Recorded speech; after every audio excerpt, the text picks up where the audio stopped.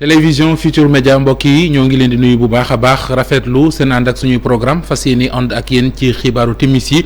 la ca gën a fës bokk na ci faatuk François Mancabou avocat yi nga xam ne ñoo koy layil ñaawlu bu baax a baax communiqué bi bàyyeekoo ci observatoire national des lieux de privation de liberté ndax dañu ne gis nañu lenn ci ay extrait yoo xamante ne ji dafa jëm ci vidéo surveillance yi ñuy wane moom François Mancabou jamono ji ñu ko téyee maître Patrick Kabou bokk ci avocat yi ñaawlu lool ndax jàpp nañu ne ku bokkul ci dossier bi warut a gis kon yooyu la image Ndiob bu Basel dëkk la boo xamante ne ji daanaka def am na téeméeri at ma nga ca diwaanu Pekes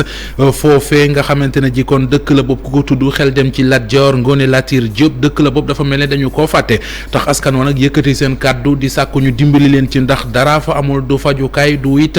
ay infrastructure yoo xamante ne ji doomu aadama dina ko soxla ngir ak dundam ñeneen ñu yëkkati seen kàddu di yëglu mooy askan wi yeewoo ci diwaanu Pakala nekk ci commune bu Médina Sabax ñoom courant la ñu bëgg ci seen dëkk ba waraloon ab jano buñ doon amal ak taskatu xabaar yi wàllu politique ministre de la justice garde des sceaux maître Malick Sall addu jëme ci fitna ji ñuy wax ci campagne bi dikk na it ci yaakaar joo xamante ne ji amee nañ ko ci ne ñoom ndam li ñuy wut di waa Benno Bokk Yaakaar ci élection législative yi danañu ko am loolee dañu ci ànd ak waxtaan yi nga xamante ne ji sëq na ko ak Ali Bandel Niang mbokk yi lii mooy li fi gën a fës ci xibaar ngeen taaxelu ma faram fàcceel leen ko.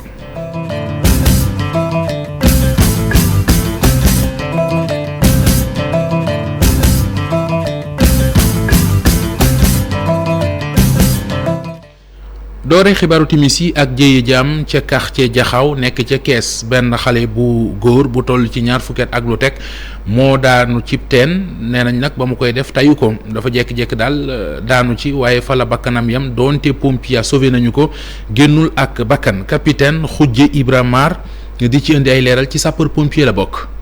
exactement loolu lañ tey ay 13h38 dañu woo pour benn nit bu daanu ci biir teen bi ci biir kër gi la nekkoon donc on nous dit que bi da doon dugg di génne bac bi far mu rëcc dugg ci teen bi ñu yëgsee nag exactement loolu lañ fi fekk donc on a appelé notre équipe GREP parce que am nañ benn équipe boo xamante nii loolu rek mooy liggéeyam mooy dugg ci ay teen wala dugg ci ay ndox donc ñoom lañ woo ñu ñëw ànd ak ñoom ñu intervenir ñëw génne xale bi nga xamante nii amoon na ñaar fukki at ak benn ci li ñu dégg. ndem si yàlla François Mancabou ay awakam yëkkati nañu seen kàddu di ñaawlu communiqué bi bàyyeekoo ci kuréel gii di observatoire national des lieux de privation de liberté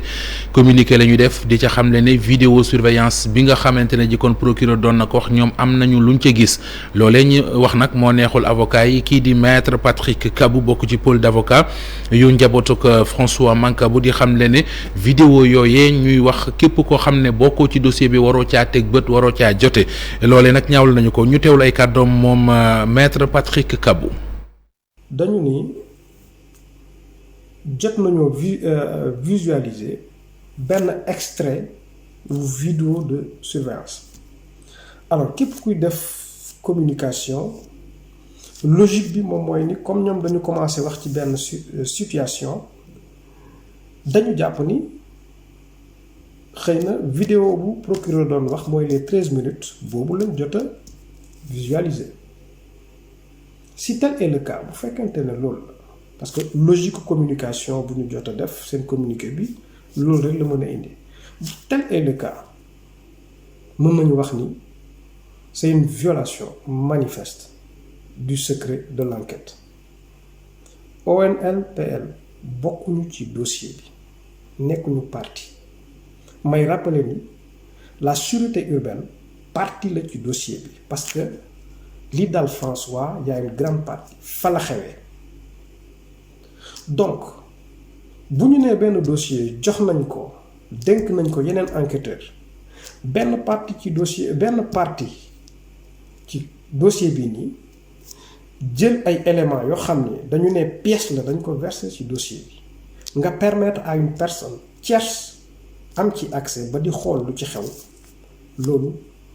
infraction la loolu nag mooy indi ñun suñu xel di tey sax ci valeur bu ñu war a jox vidéo 13 minutes yooyu noonu bu fekkente ne ñi ko war a verser dans le dossier ñoom ñoo jël di ko wane di publicité koo xam ni bokkul sax ci dossier bi ñuy laaj à quelle fin lu tax ñu jël loolu di ko wane yeneen structure si loolu ñu bëgg waxtaan ak Sénégalais yi mooy ni François deful 13 minutes rek ci sûreté urbaine. ONG Jamra yëkkati seen kàddu di sàkku ci procureur mu dem ba gën a sori ci leeral ana ci yan anam la François Mancabou faatoo ci noonee bëgg nañu bu ko jaree ñu taxawal ab jury d'honneur boo xam ne njabootuk François Mancabou da cay bokk, organisation droits de l'homme yi dañ cay bokk, journalistes yi ci réew mi dañ cay bokk, correspondant presse étrangère bi bokk ci ak ñaari responsable tribunal ak it ay techniciens yu ministère de l'intérieur. ñu ne lii buñ ko defee jëm kon ci càmbar vidéo yeeg enquête baak fa mu toll dana gën a indi ay xibaar yoo xamante ne ji bu sottee am xel du ca teey dana leer ci bopp askan wi. lii ab proposition la bu bàyyeeko ci ONG Jamra. leneen ci wàllu xibaar mu di askan way yeewoo ci diwaanu Lambaye nekk ca département bu Bambey boobee ba léegi ñoo ngi sàkku ñu daal di leen di goudronel yoon wi nga xamante ne ji moo dox diggante Ndangalma Lambaye. yàgg nañu ko joytu waaye léegi nag seen tawat loole kilifa gi di Serigne Bassirou Mbacké Abdou Khadre porte-parole xalifa général des Mourides taxaw na te mu ci jàppale leen ci démb ci àjjuma ji la ko xam ne ci ngan gum fa doon amal ñu ànd ci ak Babacar Diouf Ndonga Ndiaye. mu di njàmbat lu yàgg loo xam ne nii askanu Lambaye teg nañ ko ci taabalu régime yi nga xam ne ñoom jote yore Sénégal mu di ñuulal tali bi nga xam ne moo jógee Dangalma jëm Lambaye fu ne yuux nañ ko fa ñaan nañ ko fa tamit wante ba nii dara sotteegul. dëgg la wax naa kook yow léegi ci suuf muy suñu yoon wii parce que président Senghor jaar na fi ñu diis ko mënu ko antuwul. président Abdou Diouf jaar fi antuwul président Abdoulaye Wade jaar fi antuwul yaakaar nañ ko ci président Macky Sall nag parce que nag vraiment Lambaye mérité na am yoon woo xam ne nit ñi taalibe yi mën nañ cee jaar di def seen yitte. porte-parole xalif général des Mourides bi nga xam ne ñëwoon na ci tukkib nemmeeku ci Serigne Khadim Diouf ci Lambaye nee na dina ko def yëfi boppam. yoon yi ñaan naa ko li ma jiital mooy ñaan ci barke Serigne Touba ndax nit ko lu bëgg-bëgg te yàlla bëgg ko du sotti la jee sama wàll itam incha allah bu ma jugee fii balaa ma ñett fan naa ci defu jéego tey incha allah itam fas naa yéene dina sotti ndax fii ba ma fi jaaree laata ngeen ma ko wax yàlla mooy bind xam ne ne sama xel dem na ci ne fii de yitte la joo xam ne dana jiitoo ko ci yitte yoon ndax fii barabu Serigne Touba la waroon naa am tëri bu yàgg fi ñu koy def li ci ëpp fii yëpp dana fat ndax cosaan bi ak ñi fi jëm si ak ñi fi yaakaar kon loolu moom gëm naa ne luy sotti la doon incha allah. meeru Lambaye yebut foofu rek ndaxte ñaan na tamit ki nga xam ne mooy porte-parole xalif général des Mourides mu fexe ba ñi nga xam ne ñoo nekkoon ca salle de vente ñu indil ndimbal ci seen situation. Ndiob Bassel dëkk la bu nekk ca commune bu Pekes dëkk la boobu daanaka am na téeméeri at ñi xam taarixu Lat Joor Diop xam nañu ko ndax lu bari ci xarem fa la daan waree waaye dëkk ba nag jamono ji tumuranke la def du ndox du courant du barab boo xam ne askana bu ñu woppee mën a faju village bi yëpp nag yëkkati seen kàddu di ñaan ñu dimbali leen ci jumtuwaay yi nga xamante ne ji doomu aadama da koy soxla ngir ak dundam. Cheikh Anta Diop reportage. ñu ngi fii ci Ndiob Bassel soriwul ngorngol dëkk bu am cosaan la ndaxte fii lañ daan bootale Lat Joor Ngoone Latiir Diop. Malick Bassel ñu ngi ko fekk mu toog ci pénc mi mu ngi ñuy jotale ak cosaanu dëkk bi. dëkk bu ko mag ci Kajoor bëriwul ay téeméeri at ak nangam am na ko. mag ñu jëkk bi daa dem Lat Joor bu daa dem cosaanum Ndiob Bassel bootalum Diop lañ daa woo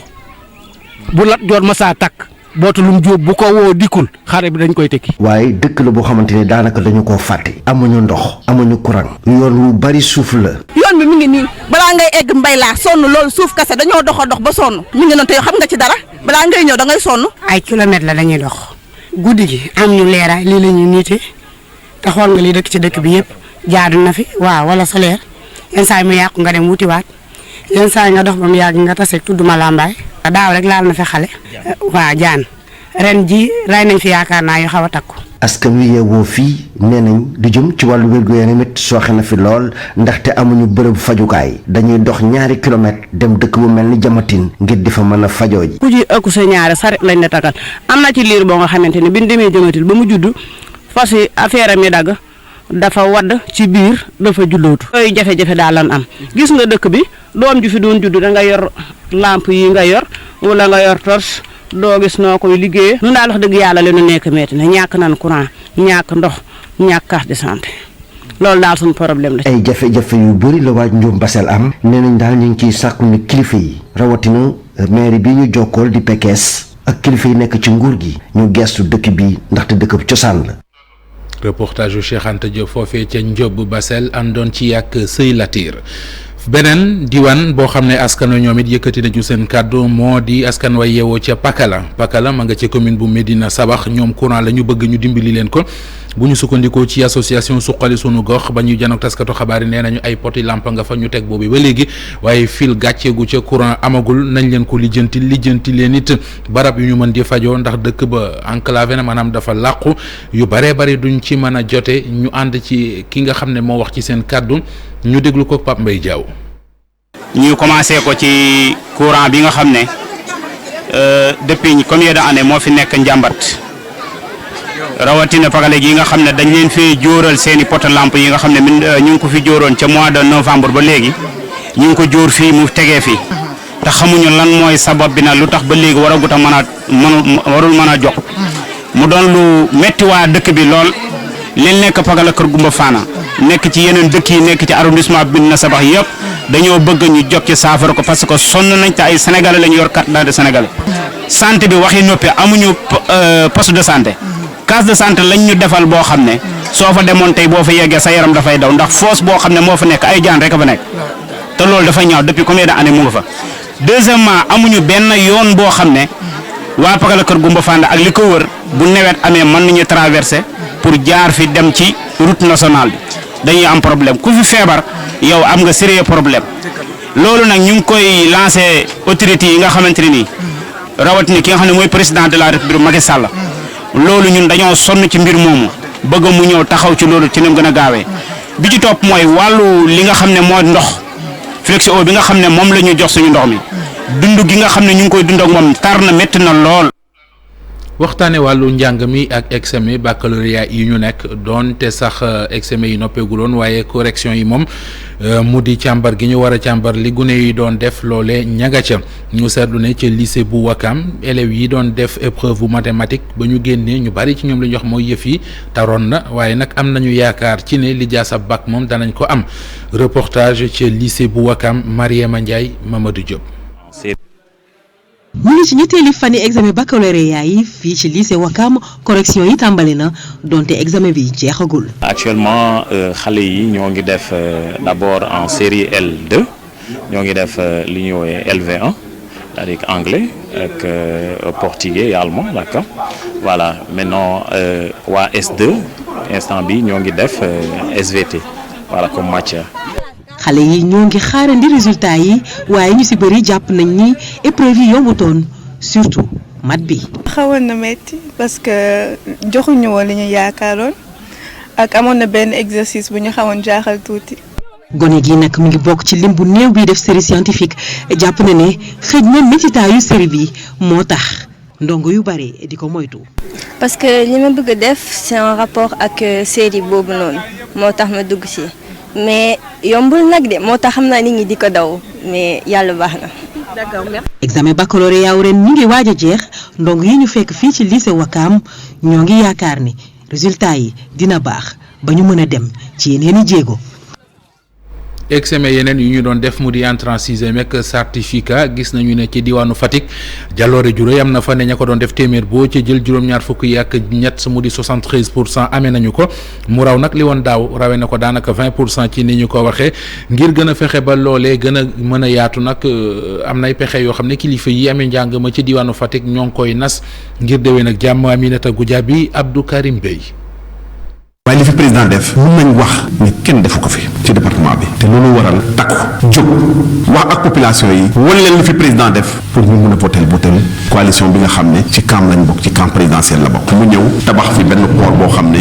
juróom-benn fukk milliards dollars la ci dugal port boobu bu commencé dox emploi yu bëri pour jeunes yi la koom-koom boo xam ne bu am solo la pour département Foundiougne la pont bi nga xam ne moom la tuddee Nelson Mandela. libération examen yi ñeel certificat de fin d'études élémentaires nag ñu ngi ko amal ci teewaayu kilifa yi nga xam ne ñoom ñoo yor wàllu njàng meeg njàngale mi ci région bi ak sax képp koo xam ne bi acteur nga ci mbir mi région bu Fatick nag ñeenti inspection de l'éducation et de la formation la am maanaam ay IEF nee ñu nag ci yooyu yëpp nemmeeku nañ ne résultat yu baax lañ fa am ci CFE yi. CFE bi nag mooy examen bu njëkk bi ñuy def fukk ak juróom-ñeenti junni candidat ak ñeenti téeméer ak juróom-ñeent fukk ak juróom-ñeent ñoo bindu woon fukk ak juróom-ñeent junni ak téeméer ak juróom-ñeent fukk ak juróom ñoo am seen lijaasa CFE ñoo am seen certificat résultat yi biñ ko xaymee téeméeru ndongo yi nga xamante ni si def nañu examen bi juróom-ñaar fukk ak ñett yu topp juróom-ñett fukk ak juróom-ñaar ñoo jàll maanaam 73,87%. loolu di jéego yu am solo. nemmeeku bi nag mooy inspection éducation de la formation bu Diofior moom moo jiitu ci ñeent yi nga xam ni ñoom ñoo nekkee ci région bi ndaxte foofu téeméer boo jël daanaka lu ëpp juróom-ñetti fukk ci ay élèves am nañ CFE. résultat yooyu nag bu ñu ko mënee am dama si delloo njukkal bu baax a baax IEF yi mu IEF Diofior IEF Gossas di IEF Fatick di IEF Foundiougne dañoo def ay jéego yu am solo si résultat yi loolu nag bu ñu ko mënee am ñoom it dañu delloo njukkal seen i inspecteur yi nga xam ne encadré enseignants yi. ngir nag gën a fexe nu résultat yooyu gën a baaxee inspection d'académie bu Fatick nag fas nañu yéene te ci yeneen i pexe. projet académique bi ñu am pour l'académie de Fatick si fan yu néew dinañ dem diagnostiquer jafe-jafe yi ñu am si njàng mi bu ñu ko xaymaa ba xam ko dinañ am ay actions prioritaires yoo xamante ni si dinañ ko def te yooyu yëpp bu ñu ko defee ak financement ak appui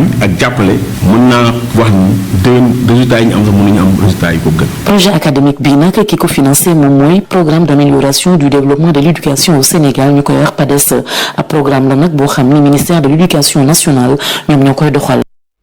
askanu Sénégal dinañ waneeti ci élection législative yi ne askan wu ñor lañu te xam li ñu bëgg kàddu yi maître Malick Sall ministre de la justice garde des Sceaux mu teg ci ne daal fitna ji ñu doon yaakaar ak wax ju ñaaw ji ñu doon séntu ci campagne bi bokkul ak li ñuy gis jamono ji campagne buy dox ci yoon la ñuy gis mu teg ci ne lu aju ci fitna ji danañu taxaw ci dàq ko ay kàddu la yooyu mi ngi ko baaxee fële ca diwaanu Matam fa muy amale ab campagne am ci waxtaan wi nga xam ne séq na ko ak suñu ndaw la fa di Ali Bandel Niang. gannaaw période de campagne bu yëngu woon lool mu amoon fitna ju bëri ak ay kàddu yu rëy ministre bi yore wàllu yoon ci biir réew mi mu ngi indi xalaatam ci bés yu njëkk mu ñeel campagne électorale bi maître Malick Sall di rafetlu lool niveau débat bi waaye itam sens de responsabilité ñi séq langue politique bi. étranger lañu mais ñu ngi ci Sénégal chaque fois dañu élection bu amee le lendemain. dañuy ma wax ne mais yéen vraiment seen dëkk bi dafa xaw doy waar parce que ku participer ci élection yi dafay def ne effectivement dëkk bi dana tax dana brûler mais élection yi bu paree le lendemain mais kenn du jàppal kenn dara loolu nag signe de maturité la def naa ne que effectivement sénégalais yi kenn mënut leen nax léegi yaa ngi gis kenn mënu leen nax xam nañu fu seen intérêt nekk ñii ñu commencé doon jéem nax mais léegi comprendre nañu que effectivement parce que ku gis président Macky Sall lu mu def nga comprendre que kii mu ngi lay liggéeyal mu ngi liggéey Sénégal moo tax def naa ne incha allah en tout cas pour le début pour le moment am naa yaakaar def naa ne incha allah comme élection yi campagne bi dina def dérouler dans la paix te yaakaar na ne effectivement ci lu ma gis au soir du 31 juillet ku gagné koo xam ne yàlla ma la may ndam da nga mën a fêter dans la modestie koo xam ne effectivement da nga perte mën nga ñëw ni peut-être prochaine fois yàlla dina la jox ndam. gannaaw gi mu bokkee ci ñi gën a fës ci teeru bi ñu doon jagleel Aminata Touré doon tête de liste nationale bu Benno Bokk Yaakaar ca Thilogne ca Matam ca Ogo ak ca Kanel maître Malick Sall ak i gàngooram ñu ngi tàmbalee tournée de mobilisation ci biir dëkk yi nekk ci zone Ngenaar lépp rek ngir woo askan wi ñu ci gën a bëri génn dem wote ji ngir ab majorité coalition présidentielle bi. organisation société civile ya fare ca diwaanu Sédhiou seen bëgg-bëgg moo di ay élections yu am ci dal ci jàmm ak salaam ñu àndee ko nag ak groupe régional de réponse aux crises naka noonu it cellule régionale de Sédhiou réseau ouest africain pour l'instauration de la paix seen bëgg-bëgg daal moo di lépp am ci jàmm ak salaam ci janoo bu ñu doon amal ak taskatu xabaar yi démb fa lañ ko xamle ki nga xamante ne ji moo wax ci seen kàddu colonel à la retraite di Sankuk Fati mooy coordonnateur organisation société civile bu Sédhiou ñu teewlu koog Bakary Konté. ñu ngi woo nag di sànni suñu kàddu ci mbooloom askanu Sénégal rawatina ñi nekk Casamance wala ñi nekk Sédhiou en particulier ñu leen di woo ci dal